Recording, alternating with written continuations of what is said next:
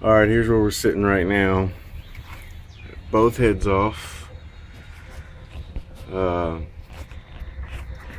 The front cover and all this accessory brackets and everything it's all loose, but I'm waiting on my impact to get here so I can bust the crank pulley off, slide the accessory bracketry off, and check out the timing chain, get everything set at top dead center, and get ready to swap the cam over.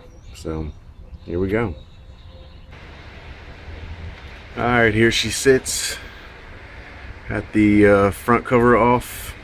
The crank pulley obviously had to come off. Lowered the oil pan. It's got a new gasket on it, so I'm not going to worry about doubling back on that. The oil pump's off. I got it sitting up there. I'm going to move it in just a minute. Set the engine at top dead center. Pull the chain off. Pull the cam out. We're ready to go. Alright, the camshaft is out, and dun dun dun. Look at that.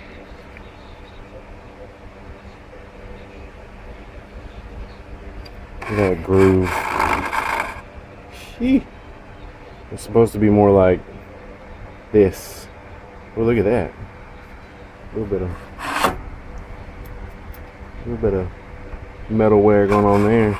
But check that out. That's got a permanent U shape.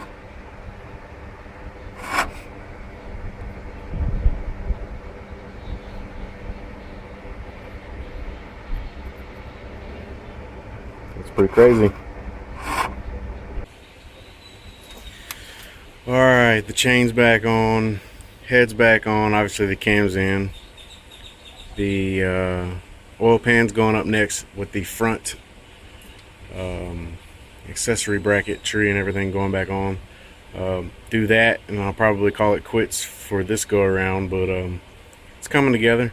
Spun it over by hand. All the valves move up and down like they're supposed to. Rockers move, no noise, no binding, so we're good to go.